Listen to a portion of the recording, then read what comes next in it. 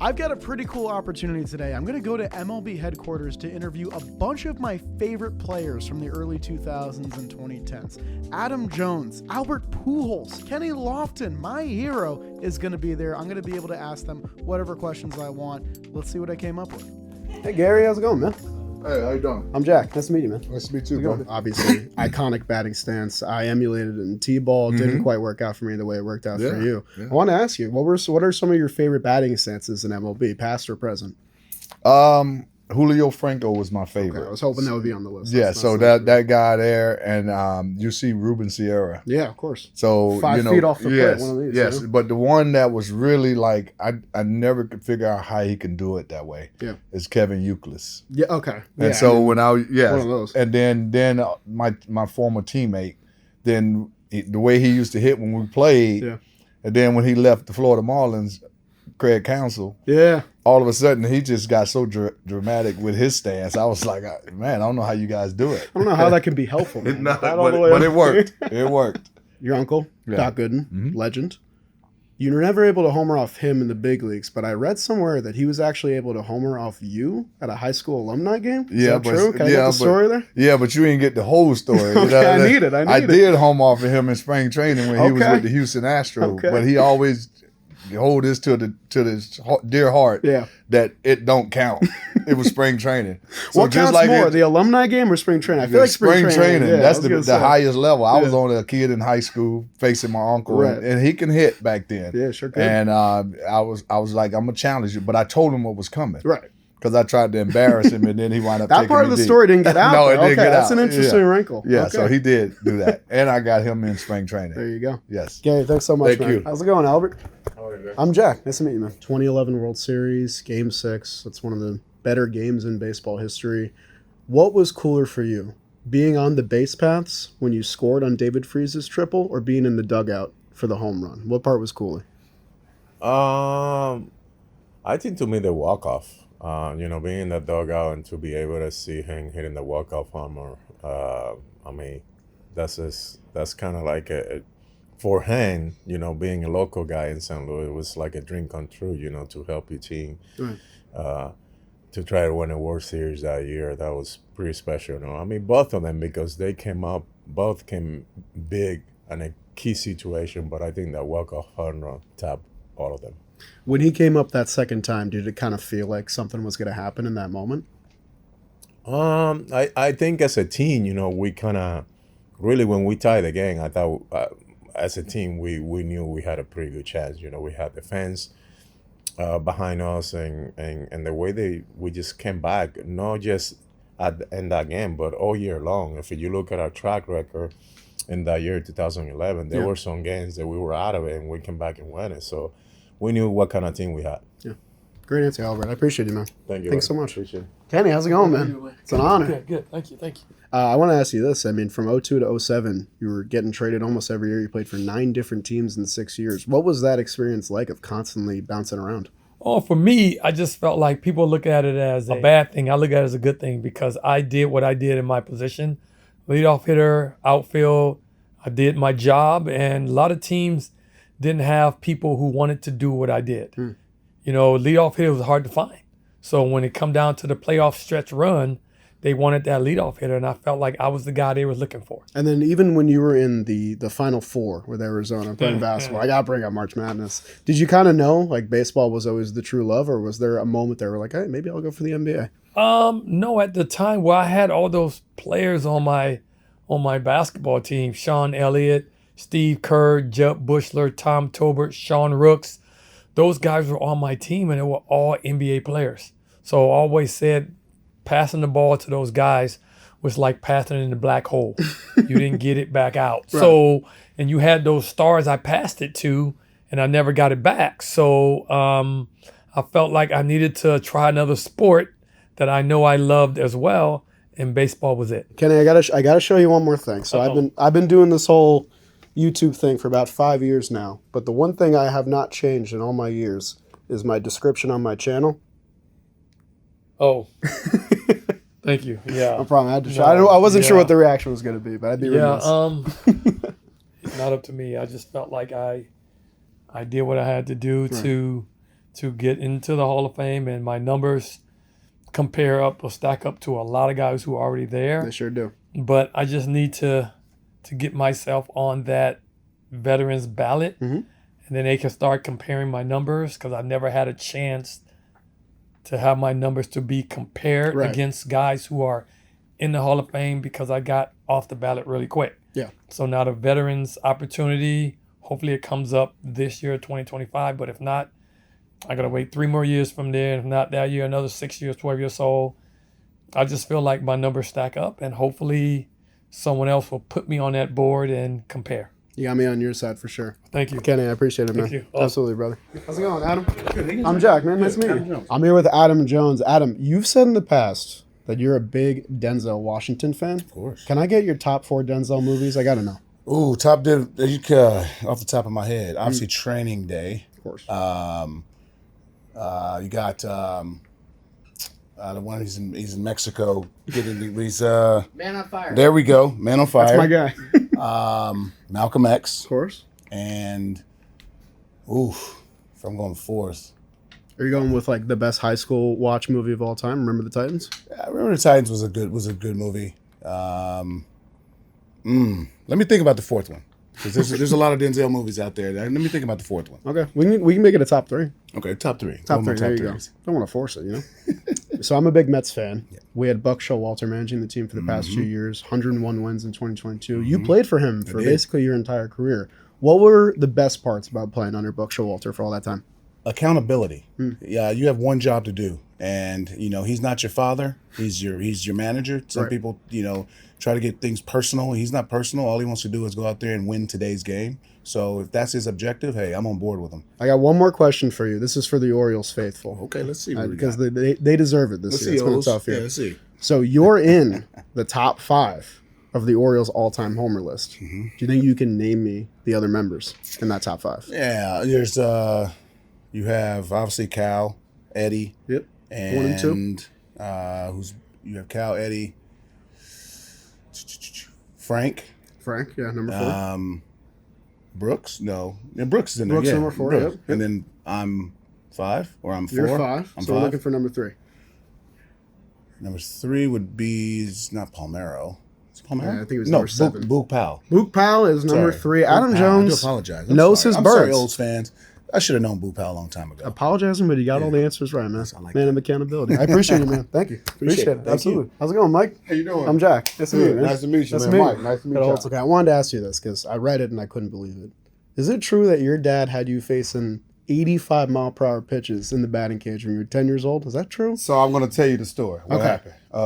We walk into this batting cages off Alameda, so like kind of towards the east side of Texas, kind of a little bit, kind of Clear Lake area, basically. And we walk in there, we small. I think we might have been 11. So we go in, and my dad, he always wanted us to learn how to hit the fastball, no matter how hard somebody threw. Sure. So he seen the machine, he knew how hard it threw, and the guy was like, can my team come in here and hit? And he was like, excuse me, sir, we usually don't let people that age. He's like, how old are they? It was like 11, 10, 11 years old. He's like, we don't usually let kids that young hit on this machine. He said, all right, I give you something. I got 2 kids. That I want to try to hit this. And if they can hit it, my whole team team I go? like that. Okay. He was like, yes. So he pulled Carl Crawford first, and he pulled me second. So he hit 15 out of 15. I hit 14 out of 15. Oh, he got you and by the guy he got me by 1. He did give me by 1. And my dad, the dude was like, I can't believe somebody even touched this ball. And so after that, he let our whole team hit. So it was true. I was going to ask you next. You brought up Carl Crawford. You guys grew up together. You competed in baseball, football, hockey, or basketball, all that stuff. What was it like? Did you guys know that you were kind of going to end up in MLB? Was it kind of just like a constant tug of war, constant competition? We didn't know. No, we didn't know. We didn't think about it like that, but it was definitely competition. Yeah. He beat me when we were 12 years old racing. I was 12. I mean, he was 12. I was 11. Yeah. But we didn't race again. I wanted that race when we got a little older. I had the strength then. But yes, we competed at everything. Basketball, video games. But it pushed us. And then once I seen him, I was playing in the Cape Cod League, actually. And he invited me to his second series against Boston. Yeah. And that really motivated me because it was somebody I seen growing up making. It's not like seeing somebody you've seen on TV. This is somebody that was in my house all the time. And I see him sweating on the field in Fenway. I'm like, okay. All right, I can do this. So that was one thing that really motivated me. He was one of the person that really, really motivated me, and of course my dad. Both of you guys in your prime, who's winning in a race? He know what time it is. Nah, that's my guy. But yeah, I gotta take myself in that race. You know what I'm saying? It'd have been a good race, but I gotta take myself in that. Yeah, absolutely, man. Mike, thanks so much, sir. man. That was awesome. Sure. Yes, Appreciate sir. you, man. No doubt. How's it going, Jason? What's up, guys? I'm Jack. Nice to meet you, man. Jason, Kendall, pleasure. You said back in the day you're a huge WWF fan, big into pro wrestling. Do you still keep up with it all? I do. I Okay. do because my kids are still in it, and I haven't really that much in the past couple months, but I know it's getting bigger and bigger. I was gonna say, can I get your like Mount Rushmore of pro wrestlers? Ooh, You my got one for me? Rushmore. Yeah, I got, well, right now it'd be Orton, Okay. Superfly Snuka, Stone Cold? Austin. Okay, I was gonna say. Yeah, Austin. That's gotta be good. And the Road Dog, Jesse James. Oh, okay, I mix it was up. a big DX Yeah. guy, so those guys. So none of the new school guys, no CM Punk, no John Cena, nothing like that. I love all those guys. Okay. Cena's good. Gotcha. I love all that stuff. Yeah. It's Kurt Angle would probably be one of my top two. Real good one. Pittsburgh guy too. Yeah, Olympian gold And medalist. I know, right? That's our guy. And then I got to ask you another Mount Rushmore question. We'll let you go after this one. I got to get your Mount Rushmore catchers, man, because you were one of my favorites Ooh, back in the day. Well, I appreciate it. The Thank leadoff you. catcher, it's a lost art. Who's on your Now Mount or Rushmore? just all time? Just all time. Oof, that's a good one. I'm not saying my dad because it's my dad. I like JT. He does it the right way. Sure. Yogi. Yeah. Victor Martinez. Oh, okay. Just always liked the way he played. Yeah, sure. I'm trying to give you one right now. Sal Perez, just because I was with him for a long time. Oh, yeah. All Thank right, you so much, Jason. Be I good. appreciate You it, guys man. take care. Good to see you again, All bro. the personalities. What's up, bro? How How's you it going? doing? I wanted to ask you this and Justin Upton as well. You guys both came up in 07 for the Diamondbacks. You're playing with Randy Johnson in your first year. Was that like, were you awestruck at all by being on the same team as him, knowing how good he had been? Or was it kind of just, same old, playing with an MLB legend? No, you're awestruck. I mean, you're starstruck big time. You walk into a clubhouse, and that's the sign that lets you know you made it. Yeah. When you walk into a clubhouse and you see a guy that you grew up watching, understanding the dominance that he showed for years, and then having the opportunity just to get to know him as a player, Yeah. and not just as this guy you look up to, but be a teammate. Granted, at the time we were the young crew. Yeah. And he Upton was was like 19 or Oh, something. he like was that? the super veteran in the Yeah. clubhouse. He probably wanted nothing to do with us, but we had fun with him. He'd jump on his back every now and then. We had a great time, but he was cool to play with. That's really cool, man. Yeah. Great answer, man. Yeah. Chris, I appreciate All you. right, man. thank you. Absolutely. How's it going, Dexter? How are you? I'm Jack, man. Nice to meet you. for sure. Pleasure, man. Good to meet you. I was always wondering about this. So you're on the 2016 Cubs. You guys have that crazy World Series win. You went and played for the St. Louis Cardinals the year after. I did. How weird was that playing for like the division rival of the team you helped break their curse? We used to beat them up. So like, if you can't beat them, you join their side. You know what I'm Okay, saying? Like okay. it's like. So I went to the Cardinals, and then I'm like, you're talking to they want to know everything about Right, the of Cubs, course, which yeah. is crazy.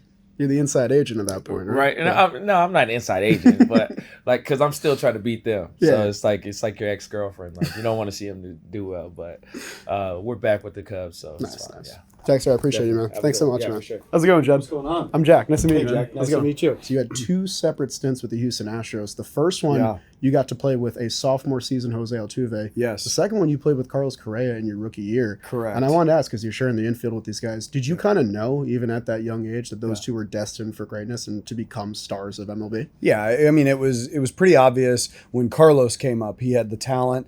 And excuse me, I didn't know much about Jose when I got traded. But just playing that first year with him and seeing his ability to put the barrel on the ball, Right. it was that there was something special there, and we had a blast. I mean, I loved playing with Jose. I was playing short, he was playing second, and I'm still to this day. I think he's one of the best players I've ever played with. I think I agree with you. Yeah. Jed, thanks for the time, man. I appreciate it. How's it going, Jeremy? What's going on? I'm Jack, man. Nice Pleasure to meet you. Pleasure, man. Yeah, I mean, I see all the stuff. But Oh, you do? Yeah, I appreciate it, man. Of course I do. Oh, that's awesome. You pitched in maybe two of the toughest ballparks a pitcher can pitch in, Camden Yards before that wall got moved in, and of course Coors Field. If you had to pick one that was worse than the other, what's the toughest ballpark you had to pitch in there?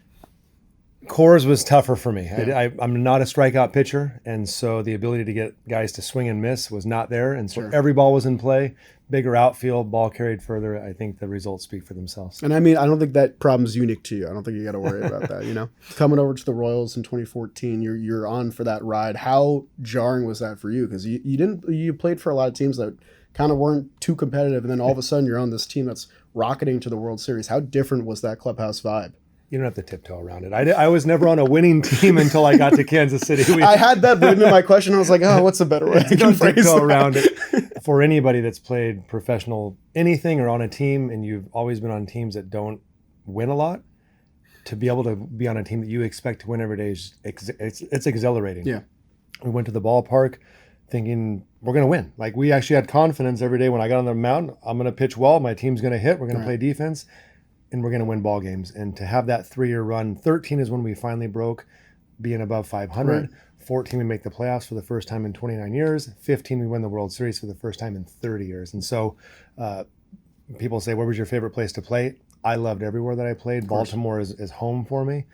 But to go through what we went through in Kansas City and win and have that team makes it the best experience I had in baseball. Wonderful answer, Jeremy. I appreciate you, man. Thanks Thank you so guys. Much. Appreciate you. Next time I won't tiptoe, I promise. I'll come at you with the hard-hitting journalism. Sucked. You were right in the middle of that. 17 losses twice. Led the American League. Now you're on a team where you actually win games. Like, how does that feel? How does it feel to be somewhat good? Were you upset about that? How did it feel to be somewhat better than you were when you sucked and be on a team that was really good? It felt amazing. Pretty good. Appreciate you.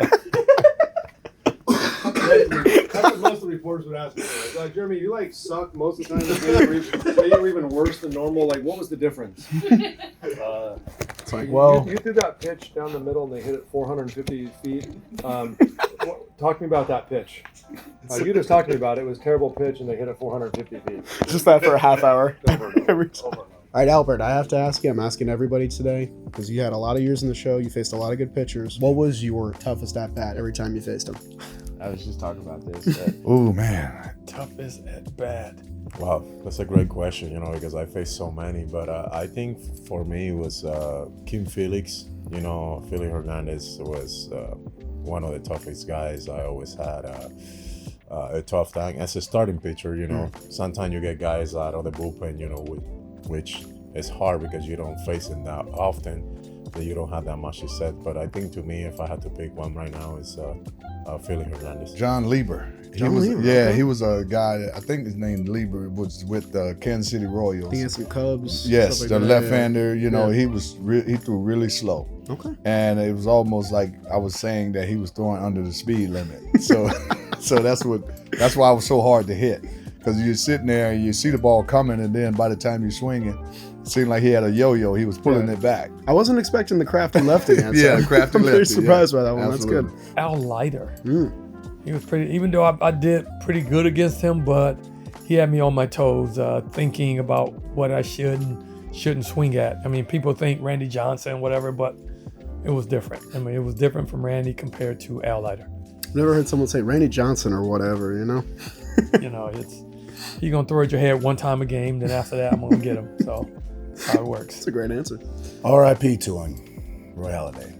When I seen him on the mound, he was 18-1 against the Orioles, and he would go up a start or go up a day just to start against us because he knew how he dominated us. And then another guy was on the short term, Dellin Betances. Those 4 years that he had, he's averaging almost 2 strikeouts an inning. He wasn't fun to face. Yeah. Very, very imposing on the mound. 6'8", 6'9". Had limited control of his fastball, great control of his slider, but he's throwing 100. I like the scouting report. Yeah. Hey, should I let him know when we talk to him? Oh, he already knows. Okay. He knows how I feel about him. I try to push him every time. I'm on the side. I'm on the side now. We're on the same team now. Mike, we've been asking everybody today. I wanted to ask you. You played for a lot of teams. What pitcher was your toughest at bat every time you faced him? I'd probably say Chris Sale. Chris Sale was very nasty just because of the angle that he throws it. I didn't face him a lot, but I remember facing him, and even in spring training, I knew this dude, he's nasty. The 3 pitches to you. Left on left, he's coming from behind you. Right. So it was a tough at bat. Yeah. I'm here with Jason Kendall. Jason, I got to ask you. I'm asking everybody else as well. What was your toughest at bat in your major league career? Probably my first one, but I actually got a hit. Kevin Brown was pitching, throwing 95. Oh, it's sinking. First 2 pitches were on the black, and I said, man, if every pitcher's like this, I have no chance in the big leagues. The next one, same thing. I almost killed their man, hit a foul ball, line drive, right? Almost killed their manager. I think it was Jack McKean at the time. Next pitch, same thing, ball. Then he threw me a slider, hung it. base it up the middle. But it was the toughest one because I got back there. Frank Pulley was the umpire, and he goes, "I liked your daddy, son. Don't think you're ever getting another one." So my dad had caught, and Frank Pulley was the umpire, so he gave me that one. But, Would you say Kevin Brown was the toughest pitcher you ever faced? he was one of yes. I probably have good stats against him, but if I say I had 30 at bats, I might have 10 hits, all broken bats. Sure. But it kind of pissed him off a little bit. See, it's tough to answer that question because tough doesn't necessarily mean nastiest. Right. It's just the guy that I couldn't figure out for the death of me of how to get a hit off this guy. And it's Chris Young. Chris Young. It's the pitcher, Chris Young. He threw me 88 miles an hour, top of the zone, over and over again. I feel like I would pop it up, swing and miss. Yeah. I think I carried too much of my ego on my shoulder when I went to the plate. You want to be the superior Chris Young. I wanted to be the superior Chris Young. And every time I look up at the Jumbotron, we'd be in San Diego, and they would say, "This Chris Young has never gotten a hit off of the pitcher Chris Young." And that irked me, and it made me want to go out there and try to do too much. Yeah. Another pop-up, 0 for like 18 or whatever the number is. You got to look it up. It's brutal though.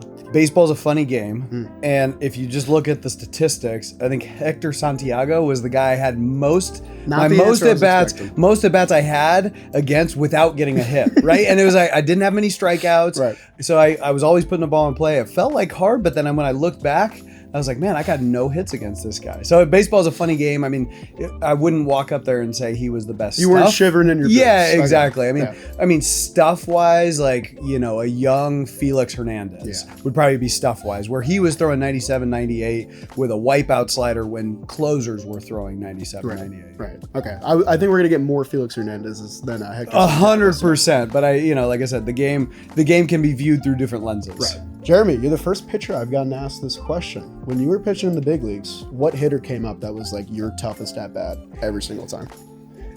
Any hitter that had a baseball bat in his hand was my toughest hitter. And you can go check the stats, you'll find out. Oh, come on. But above that, Big Papi certainly was tough to get out. Miguel Cabrera was my favorite guy to face, although I didn't have a ton of success. Even Swisher destroyed me. Sure. He got all over me. So those are guys that I faced a lot that were always taking me all over the ballpark. It's a name that's Kevin Correa. You just said Kevin Correa? Did I hear that right? Yes. Can I ask why Kevin Correa? I was 0 for 19. Wow. Yeah. He was. I was out for him, and then I remember my last start against him. He was pitching with the Pirates, and I told Joe Madden, I said, "Joe, why am I even playing today? Like, I'm an out today." And he said, "No, Dex, what have you done lately? You're 0 for 0." And so I think I got to hit my first at bat, and I ended up being like 1 for 21 against him in my career. Yeah, we got one of our guys, Trevor Plouffe, was teammates with him for years. So he's like a really great dude. I was asking about it the other day. He is, yeah, he's a good dude, but at the end of the day, I didn't like him on the mound.